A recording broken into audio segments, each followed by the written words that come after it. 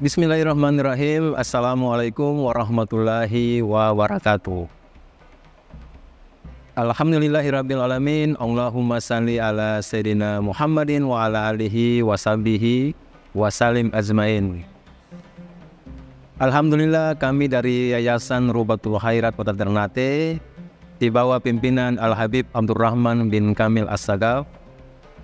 Sementara ini kami lagi membangun gedung pondok pesantren Rubatul Khairat Madrasah Al-Ulya yang sementara dibangun, ya. Gedung lantai 3.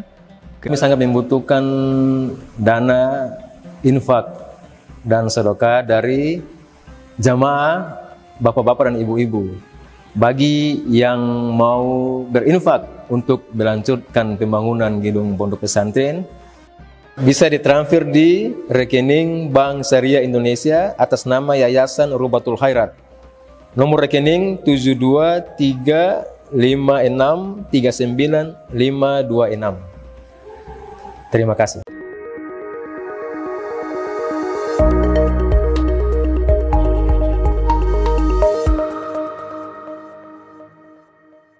Dan Nabi SAW dalam hadis yang diriwayatkan oleh Imam Asy-Syafi'i, Nabi mengatakan, kalau kalian bersalawat padaku, maka sebut juga nama-nama para anbiya, karena fa innahum bu'itsu kama bu'ithtu, karena mereka diutus sama seperti saya diutus. Mulia, ya. Sallu alayya idza dzakartumuni, bersalawatlah kepadaku di saat kalian mengingat aku. Dan juga sallu alal anbiya'i min qabli, dan juga bersalawat kepada nabi-nabi sebelumku.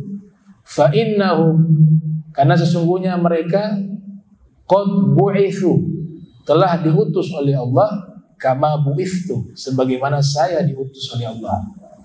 Au kama qala Nabi sallallahu alaihi wa alihi wasallam. Nabi Daud alaihissalam selalu kami sampaikan, jika menceritakan Nabi Daud tidak bisa dilepas dengan sosok atau figur yang bernama Tolut. Jika menceritakan Tolut, tidak bisa juga lepas dari figur yang bernama Jalut. Itu yang diceritakan di dalam Al-Quran. Lanjutan daripada kisah pasukan Tolut, mereka pun berangkat menuju medan perang. Di saat mereka menyaksikan jumlah pasukan yang dimiliki oleh Jalut, dalam hati mereka mulai muncul rasa takut. Sebagian dari mereka katakan, la taqata lana al-yawm bi Jaluta, kita tidak akan mampu mengalahkan Jalut. Berarti sudah pesimis duluan. Sebagian pasukan dari Tolut ketika menyaksikan jumlah pasukan yang dimiliki oleh Jalut sudah pesimis duluan, takut duluan. Sebagian dari mereka. Padahal kalau kita menggunakan hitungan Allah, pertolongan Allah, maka jumlah itu tidak memiliki dampak, tidak memiliki pengaruh. Kam min fi'atin qalilatin ghalabat fi'atan katsiratan biiznillah. Berapa banyak pasukan yang jumlahnya sedikit mampu mengalahkan pasukan yang jumlahnya jauh lebih banyak dengan izinnya Allah. Alhamdulillah. Ammal fariqul akhar al-mu'min, Tolut beruntung. Ada sebagian pasukannya yang beriman. Mereka dalam hatinya tidak mengalami rasa takut sedikit pun ketika menyaksikan jumlah musuh yang jumlahnya jauh lebih banyak. Falam tarhabhu kasratul adu li'annahum ayqanu annahum sayulaquna rabbahum ba'dal mauti. Sebagian dari pasukannya Talut yang beriman, jumlah musuh yang banyak itu tidak membuat mereka takut, sebab mereka yakin kemenangan tetap berada di tangan mereka, yaitu jikalau mereka terbunuh, mereka menang, falah wan najah, karena mereka mendapatkan syahadah di sisi Allah, sekalipun mereka harus terbunuh. Dan jika mereka menang dalam peperangan tersebut, maka kezoliman, kejahatan telah dimusnahkan oleh mereka, maka mereka juga disebut sebagai pemenang. Jadi posisinya menang. Kalau wafat, syahid. Kalau menang, menumpas kejahatan. Kejahatan itu hilang dengan sebab mereka memerangi musuh-musuh daripada mereka yang waktu itu adalah Jalut. Maka mereka katakan, berapa banyak kam hadath anna jama'ata qalilatal adadi ghalabat jama'atan katsiratal adadi. Berapa banyak terjadi peperangan jumlah sedikit mampu mengalahkan lawan yang jumlahnya jauh lebih banyak. Biiznillah, dengan izinnya Allah. Di dalam Al-Quran kalau kita memperhatikan secara mendalam, ta'ammul, menganalisa, tadabbur, mentadaburi kalimat biiznillah ini, kalau diceritakan di dalam Al-Quran kisahnya Nabi Ibrahim alaihissalam, Allah ceritakan mukjizat di dalam Al-Quran. Nabi Ibrahim menghidupkan burung yang sudah mati. Setiap mukjizat yang dilakukan oleh Nabi Ibrahim tidak ada lafaz biiznillah, dengan izin Allah. Namun kalau kita membaca di dalam Al-Quran mukjizat Nabi Isa alaihissalam, bagaimana Allah ceritakan beliau mampu menyembuhkan orang yang matanya buta, disembuhkan oleh Nabi Isa.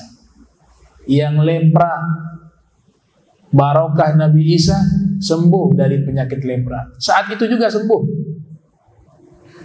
Bahkan yang mati, ada manusia, ada orang yang mati, dengan mukjizat Nabi Isa dihidupkan kembali. Tapi selalu Allah mempertegas biiznillah, biiznillah, biiznillah, dengan izin Allah, dengan izin Allah, dengan izin Allah. Dua-duanya mukjizat. Kisah Nabi Ibrahim yang Allah ceritakan mukjizatnya di dalam Al-Quran itu juga mukjizat. Mukjizat itu adalah kuasanya Allah, bukan kuasanya makhluk. Nabi Isa Allah ceritakan mukjizat. Juga mukjizat berasal dari Allah, bukan dari makhluk. Lantas kok ada perbedaan ketika menceritakan Nabi Ibrahim? Mukjizatnya Nabi Ibrahim tidak ada penegasan izin Allah. Tapi mukjizatnya Nabi Isa selalu Allah mempertegas biiznillah. Itu adalah izinnya Allah. Karena Nabi Ibrahim umatnya itu tauhidnya, keyakinannya, mukjizat yang Nabi Ibrahim tampakkan di hadapan mereka, akidah mereka selamat. Ini dari Allah, bukan dari Nabi Ibrahim. Jadi tauhidnya masih kuat,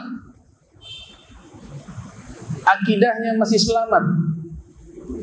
Maka Allah tidak mempertegas dengan lafaz dengan izin Allah. Secara otomatis mereka sudah meyakini ini semuanya kekuatan, kehendak daripada Allah Subhanahu wa taala.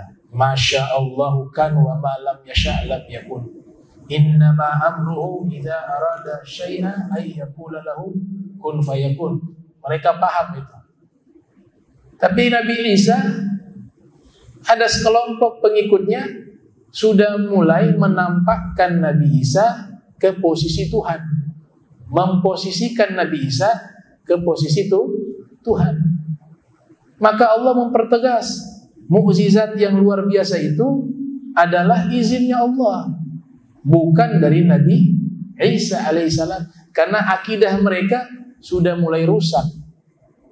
Ada oknum-oknum yang merusak akidah tersebut, dan memang terbukti pada akhirnya Nabi Isa diposisikan sebagai Tuhan. Maka Allah mempertegas semua hal-hal yang luar biasa itu izin Allah, dari Allah. Menghidupkan orang yang mati, menyembuhkan orang yang matanya buta, yang penyakit kusta. Maka selalu Allah sebutkan bi'ifnillah, bi'ifnillah, bi'ifnillah, untuk mempertegas bahwa mukjizat tersebut izinnya Allah, bukan dari Nabi Isa. Nabi Isa hamba Allah yang mulia.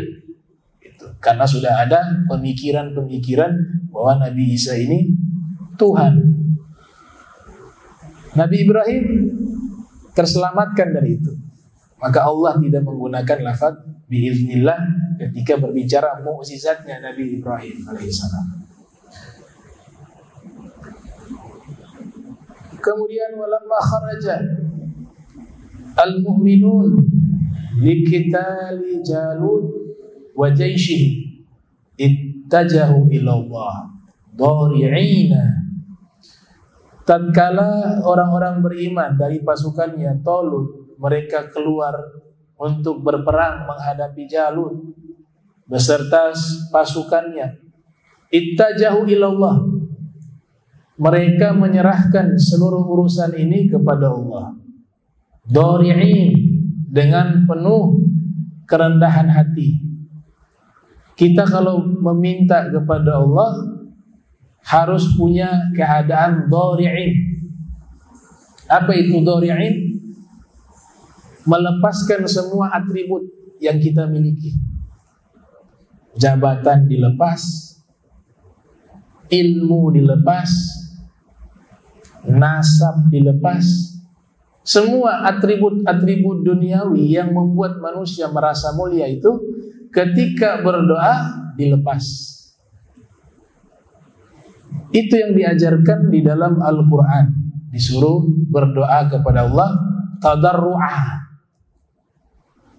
Ud'u rabbakum khufyatan wa tadarru'a. Di dalam tafsir Bagawi disebutkan kalau minta kepada Allah dalam keadaan khufyah, suaranya pelan, tadarru'a, dan penuh kerendahan hati. Artinya atribut-atribut kemuliaan kita lepaskan. Dan ini menjadi pendidikan. Setiap orang yang sholat keadaannya harus seperti itu. Sebab itulah ada sujud. Sujud kita merendahkan anggota tubuh kita yang paling mulia. Wajah di tempat yang paling hina. Pijakan kaki diletakkan. Bahkan 2 kali. Sujudnya 2 kali, 1 rakaat. Maka hikmahnya adalah kita hadir menghadap kepada Allah dalam keadaan merendah. Namanya tadarru'a dalam bahasa Al-Quran. Melepaskan atribut kemuliaan dan merendahkan hati, diri di hadapan Allah. Nah, pendidikan yang bisa kita ambil setelah keluar dari sholat, pendidikan ini dibawa kepada sesama makhluk Allah. Jadilah kita hamba yang rendah hati. Ibadur Rahman alladzina yamshuna 'alal ardi hauna. Hamba-hamba Allah yang penyayang kalau berjalan di muka bumi ini dalam keadaan rendah hati. Itulah hikmah kenapa kita sujud, agar kita merendahkan hati kita, diri kita di hadapan Allah. Tapi kalau kepada makhluk tidak boleh merendahkan diri, karena setiap manusia punya martabat yang mulia. Tapi diperintahkan apa? Merendahkan hati. Itu yang namanya tawadhu. Namun kepada Allah kita diperintahkan dua, merendahkan hati dan merendahkan diri. Sebab itu ada sujud. Sujud itu kan simbol merendahkan diri. Tempat yang paling mulia, kepala kita taruh di tanah. Diperintahkan oleh para ulama ma'rifah Sahal Tustari, sujudnya jangan sujud jasad saja, tapi juga sujud qalb, sujud hati. Artinya kalau jasad kita sujud itu simbol daripada merendahkan diri kita di hadapan Allah. Itu bagus. Makin merendah di sisi Allah, makin mulia di sisi Allah. Makin merasa hebat, merasa suci, makin jauh. Makanya fala tuzakku anfusakum. Jangan kalian merasa diri kalian suci. Itu ancaman, teguran dari Allah. Karena justru rumusnya berbeda. Orang merasa banyak dosa, merasa hina, makin dekat dengan Allah. Merasa hebat, merasa suci, makin jauh dengan Allah. Jadi perintah merendahkan diri di dalam ubudiyah, penghambaan kepada Allah, itu satu perintah dan satu amalan yang sangat baik. Ada sujud di situ. Hati juga merendahkan diri kepada Allah. Tapi kalau kepada manusia, kepada makhluk, hanya diperintahkan merendahkan hati. Itu yang namanya tawadhu. Sebab itunya hukumnya dilarang kita sujud kepada manusia. Karena sujud simbol dari menghinakan diri. Dilarang.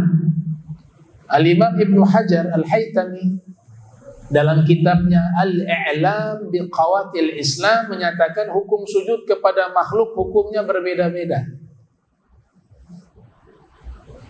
Ada yang hukumnya makruh. Kita sujud mau menghormati orang. Makruh, tidak baik. Ada sujud yang hukumnya haram. Sujud kepada sesuatu yang kita yakini dia adalah Tuhan selain Allah. Kita sujud kepada sesuatu, oh ini punya kelebihan. Sujud. Jadi sujud hukumnya bermacam-macam. Ada yang makruh, ada yang haram. Bahkan Nabi katakan di dalam satu riwayat, "Lau amartu ahadan an yasjuda li ahadin la amartu imra'atan an tasjuda li zawjiha." Seandainya saya diizinkan oleh Allah dalam syariat Islam memerintahkan makhluk sujud kepada makhluk, maka tentu yang pertama kali saya perintahkan adalah istri sujud kepada suaminya. Tapi ini tidak dibenarkan. Asbabul wurud hadis ini, ada seorang sahabat berangkat ke Syam, dia saksikan para pendeta-pendeta yang keluar dari tempat ibadahnya dihormati oleh umatnya itu dengan cara sujud penghormatan. Dia saksikan itu. Kemudian sahabat ini berijtihad. Kalau pendeta-pendeta saja dihormati dengan cara mereka sujud, Nabi Muhammad SAW lebih pantas dan lebih layak untuk kami sujud. Karena Nabi Muhammad magumnya lebih hebat. Pulang ia ke Madinah, bertemu Nabi, kemudian fir riwayah dia sujud. Nabi tidak suka itu. Wa fir riwayah dia sampaikan, wahai Rasulullah, pendeta-pendeta di sana mereka hormati dengan cara sujud. Kemudian Nabi menyatakan hadis tadi, seandainya saya perintahkan seseorang sujud kepada seseorang, tentu yang saya perintahkan istri sujud kepada suami. Namun dalam satu kasus, ada orang-orang Nasrani dari Najran. Mereka datang menemui Nabi Muhammad SAW. Kemudian Nabi jelaskan tentang risalah agama ini. Mereka ta'ajub, mereka sujud di hadapan Nabi, bahkan mencium kaki Nabi. Di saat itu Nabi tidak melarang. kondisi mereka waktu itu orang-orang Nasrani. Artinya sujud itu hukumnya berbeda-beda. Gak boleh kita langsung vonis orang sujud kepada orang jadi syirik. Tanya dulu, kau sujudnya apa ini? Kalau penghormatan gak masuk bab syirik, tapi makruh. Atau bisa juga dia haram. Kalau di tempat itu menjadi fitnah, maka perbuatan ini haram. Dan lebih baik ditinggalkan. Gitu. Nah ini konsep sujud dalam sholat. Jadi kalau kepada Allah, kita hinakan diri kita, dan kita rendahkan hati kita. Tapi di hadapan makhluk, semua manusia itu mulia, maka jangan menghinakan diri di hadapan makhluk, tapi merendahkan hati di hadapan makhluk. Itu yang disebut tawadhu, rendah hati. Orangnya namanya mutawadhi. Mutawadhi. Man tawadha'a lillah rafa'ahu Allah. Siapa yang rendah hati karena Allah, Allah angkat derajatnya di sisi Allah Ta'ala. Keluarlah ini pasukan. Mereka menyerahkan urusan kepada Allah, dipenuhi hati mereka dengan kesabaran, dan meminta kepada Allah agar dikokohkan mereka di medan peperangan. Dan Allah pun menolong mereka.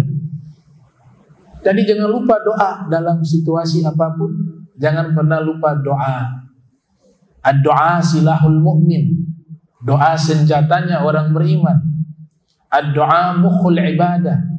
Doa adalah otaknya ibadah. Doa ini adalah silah bainal abad wa rabbih. Dia adalah komunikasi antara hamba dengan penciptanya. Orang yang sering berdoa harus yakin semua doa itu punya manfaat. Gak ada doa yang sia-sia. Cuma cara Allah mengabulkan itu dengan caranya Allah, bukan caranya kita. Allah tahu kapan digobul doanya itu, di waktu yang tepat Allah berikan. Kita tidak tahu. Kadang Allah simpan doa itu menjadi penghapus dosa. Tidak dikabulkan, tapi Allah ganti dengan cara apa? Menghapuskan dosa-dosanya agar dia selamat di akhirat.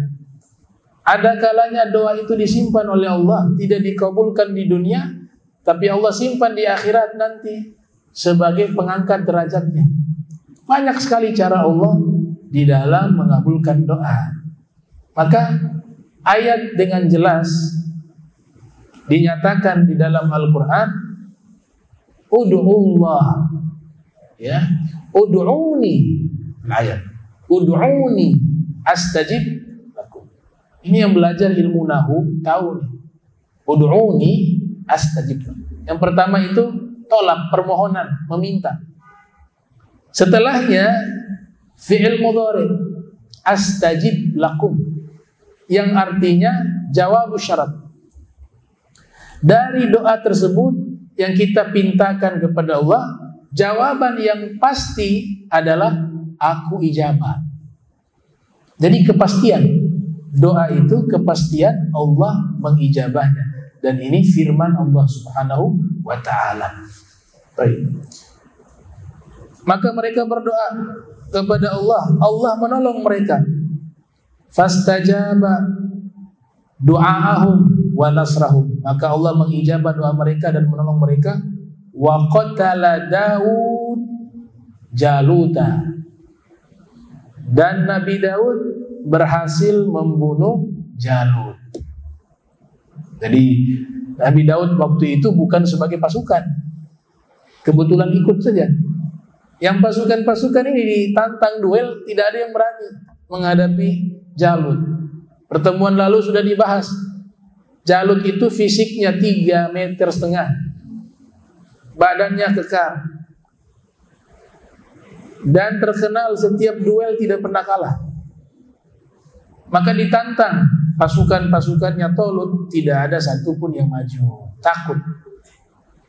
Nabi Daud kebetulan ikut saja. Waktu itu usia 9 tahun, riwayat, masih anak-anak. Nabi Daud yang tampil maju ke depan, minta izin kepada Talut, saya yang lawan dia. Talut lihat ini anak masih kecil, jangan. Kata Nabi Daud, biar saya yang hadapi dia. Karena dipaksa oleh Nabi Daud untuk duel menghadapi Jalut, akhirnya Talut mengizinkan. Waktu Jalut melihat Nabi Daud yang masih anak-anak 9 tahun, sempat juga kasihan. Dia bilang, wahai adik, balik saja. Kamu masih anak-anak, cari lawan yang sebanding dengan saya. Nabi Daud berani. Ya, sifat para nabi semuanya berani. Gak ada nabi yang penakut, gak ada. Berani. Karena dia punya hubungan kuat dengan Allah. Orang yang punya hubungan dengan Allah pasti pemberani. Ada satu hadis dikatakan, siapa yang takut kepada Allah, man khafallah akhafallahu minhu kulla syai'. Siapa yang takut kepada Allah dengan sebenar-benarnya. Karena juga ada takut yang tidak sebenar-benarnya. Takut dengan sebenar-benarnya kepada Allah, Allah akan membuat seluruh makhluk takut kepadanya. Wa man lam yakhaf, dan siapa yang tidak punya rasa takut kepada Allah, maka dia akan takut kepada segala sesuatu. Itu riwayat. Nabi Daud tampil, saya duel dengan Jalut. Nah, di dalam Al-Quran cerita secara terperinci duel antara Nabi Daud dengan Jalut, pakai katapel, ada yang pakai tombak ke dalam riwayat. Kesemuanya itu tidak diceritakan dalam Al-Quran. Jadi Allah tidak menceritakan secara spesifik bagaimana cara Nabi Daud membunuh Jalut. Itu gak ada satu ayat menerangkan itu. Ya, lam yufassil Quran kaifiyata qatli Daud bi Jalut. Al-Quran tidak menjelaskan secara terperinci cara Nabi Daud membunuh Jalut.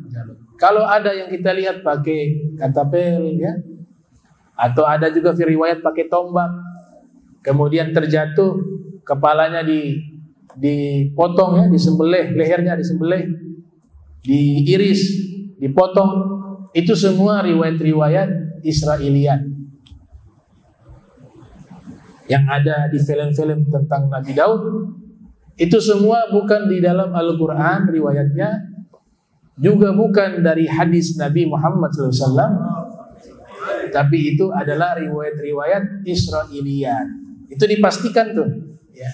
Karena Al-Quran tidak menjelaskan cara membunuh, cara atau bagaimana duel terjadi antara Nabi Daud. Hanya Al-Quran mengabarkan qatala Daud, bahwa Nabi Daud telah membunuh Jalut.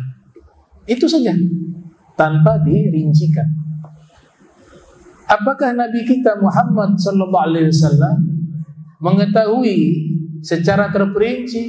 Jawabannya tentu Nabi mengetahui secara terperinci. Nabi Muhammad kuasai semua kitab samawi. Gak ada yang tersembunyi bagi Rasul Muhammad SAW. Semua suhuf-suhuf para anbiya yang terdahulu dan seluruh kitab-kitab suci yang pernah Allah turunkan kepada nabi-nabinya, seluruhnya itu Rasulullah kuasai di luar kepala. Tahu dengan rinci.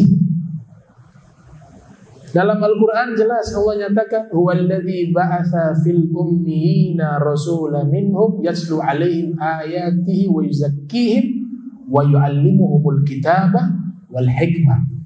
Nabi mengajarkan kitab.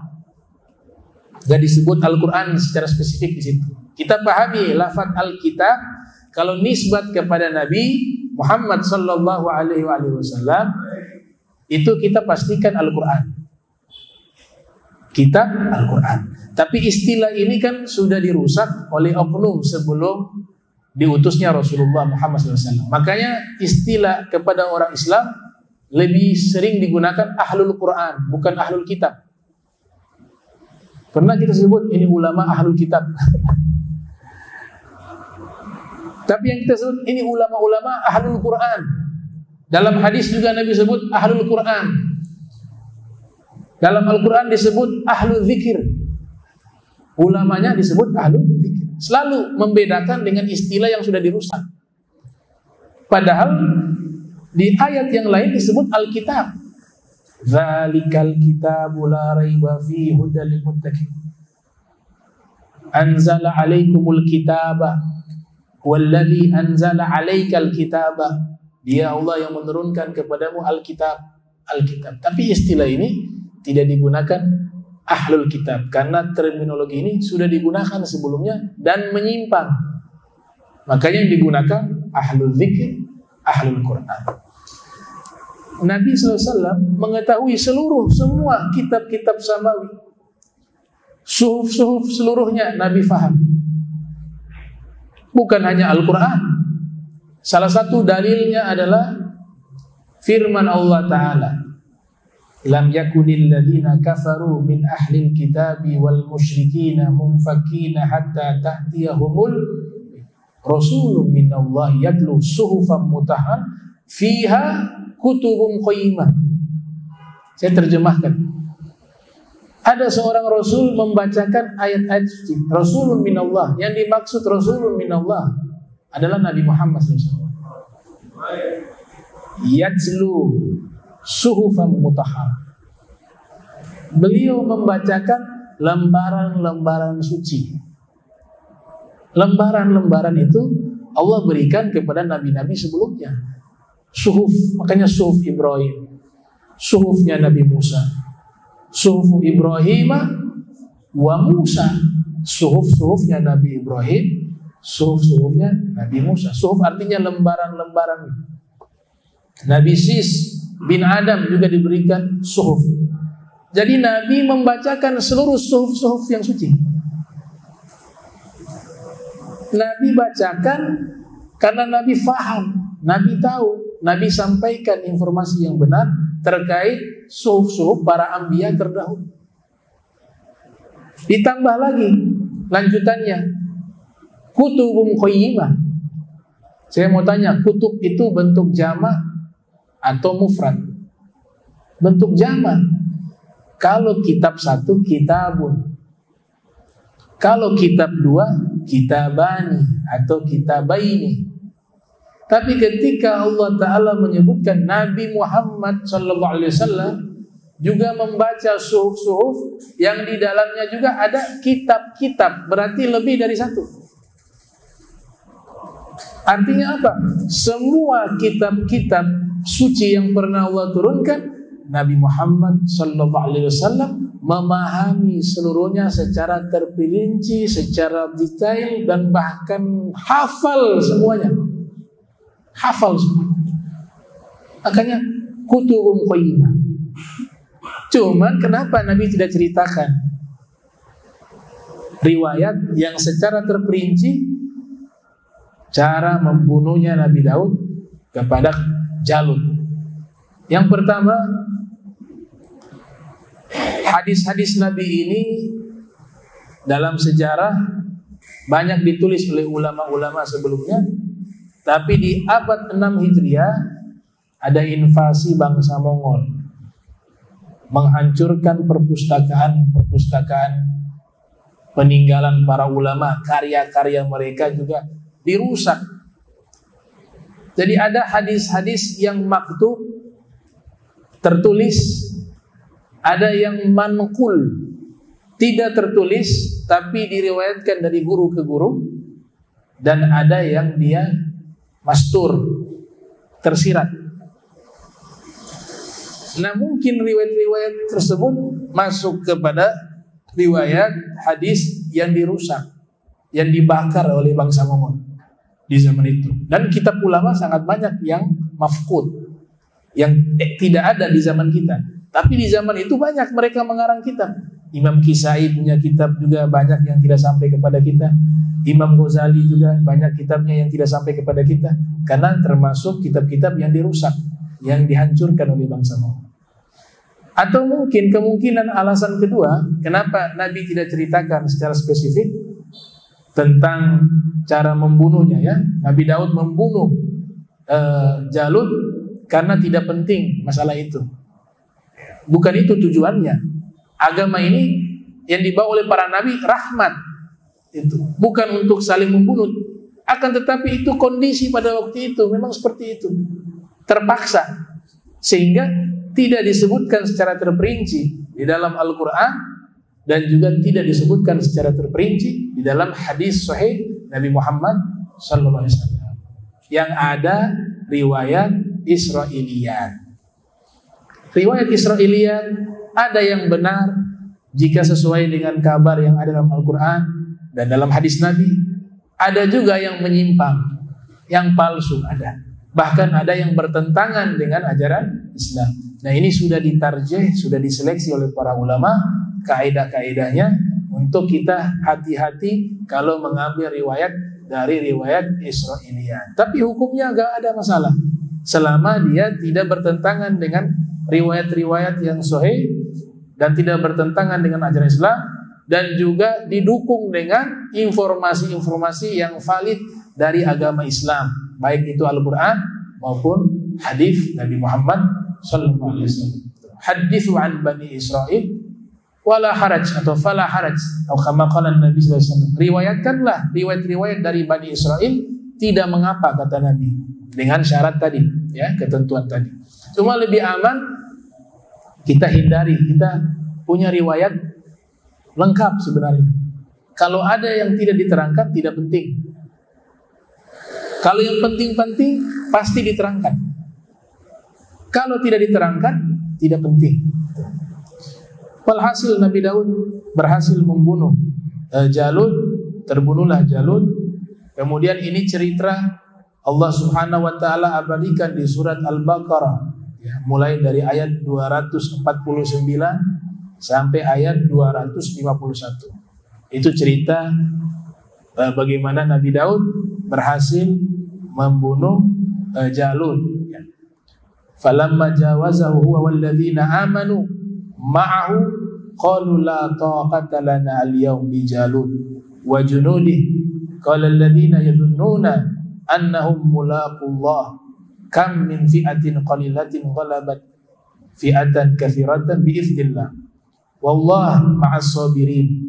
Walamma barazu li Jalut wa junudihi qalu rabbana afriq alaina sabra wa tsabbit aqdamana wansurna 'alal qaumil kafirin. Ini doanya pasukan Talut. Jadi doa ini bisa dipakai kalau lagi jihad mau perang, ya. Pakai doa ini. Khususnya saudara-saudara yang berjuang di Palestina. Jadi setiap ada informasi doa dan menceritakan peristiwanya, maka doa itu menjadi doa mustajab. Apalagi di dalam Al-Quran. Doa ketika sakit minta sembuh dalam Al-Quran ada. Doa Nabi siapa? Ayub. Doa ini menjadi mustajab untuk menjadi apa? Syifa, obat. Kemudian ada doa agar Allah ampuni kesalahan. Doanya Nabi Adam. Sekalipun Nabi Adam tidak punya dosa, ya. Itu pelajaran bagi kita. Rabbana dzalamna anfusana wa in lam taghfir lana wa tarhamna lanakunanna lakhasirin. Karena ceritanya apa? Sedang minta pengampunan. Maka doa ini baik sebagai doa meminta ampun kepada Allah. Begitu juga ketika Allah ceritakan doa Talut dengan pasukannya dalam situasi berperang, mau menghadapi musuh, maka doa tersebut menjadi mustajab digunakan ketika mau menghadapi musuh dalam peperangan, yaitu Rabbana afriq alaina sabra wa tsabbit aqdamana wansurna 'alal qaumil kafirin, yang artinya Rabbana, wahai pencipta kami, afriq alaina sabra, penuhilah kesabaran atas diri kami, karena peperangan itu butuh kesabaran, ya. Dan agama Islam tidak mengajarkan peperangan. Ajaran para anbiya tidak mengajarkan peperangan. Semua para nabi membawa satu ajaran yang disebut dengan rahmatan lil alamin. Semua. Cuma kondisi waktu itu seperti itu. Terpaksa. Para nabi berperang itu terpaksa. Mereka tidak mau. Nah, sebab peperangan kondisi, salah satu bukti kondisi Nabi Daud dalam situasi kondisi peperangan berkepanjangan Nabi Daud orang pertama yang membuat baju perang dari besi dengan mukjizat. Kami lunakkan kepadanya besi tersebut. Hadid dalam tafsir Baghawi wa tafsir At-Tabari yang lahir 224 Hijriah wafat 310 Hijriah, ketika Nabi Daud memegang besi itu kayak adonan roti. Diadon, dibuat, dicetak jadi baju perang. Tidak pakai dibakar, tidak perlu disentuh dengan tangan, melunak itu besi. Maka beliau buat dir'un dalam bahasa Arab, baju perang yang terbuat dari baja dan lain sebagainya. Itu hasil karya awalnya adalah Nabi Daud, yang membuat Nabi Daud. Itu. Kalau pakai bahasa menciptakan, bermasalah dalam akidah ya. Menciptakan itu nisbat kepada Allah. Kalau membuat sudah ada, dibuat. Ya, dalam ilmu akidah bahasa itu jadi bermasalah. Kita gak boleh mengatakan kepada makhluk menciptakan. Oh, Nabi Daud menciptakan baju besi. Oh, si fulan menciptakan sebuah karya yang luar biasa. Kata khalqun, penciptaan itu, atau khalaqa dalam fi'il madinya, itu khusus untuk Allah. Menciptakan ya. Jadi bahasa itu coba dilatih, dihindari. Kalau menciptakan itu hanya untuk Allah. Kalau makhluk membuat. Karena semua yang dibuat oleh makhluk gak ada dari ketiadaan kemudian diadakan. Ada tidak? Makhluk menciptakan sesuatu dari tidak ada menjadi ada. Semuanya ada bahan awalnya dari Allah. Mau buat mimbar, kayu. Tukang kayu yang buat mimbar nih. Buat ini podium. Tapi hanya buat, karena kayu dia tidak ciptakan.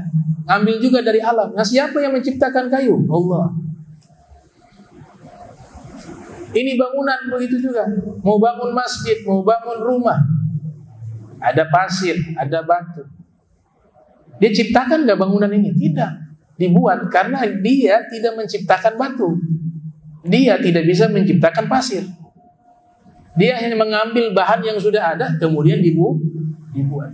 Berarti semuanya itu bahasa yang menyatakan menciptakan, hadza khos bin khaliq, hanya khusus dinisbatkan kepada Allah Subhanahu wa taala. Nah, ini beberapa keterangan yang disampaikan di dalam kitab.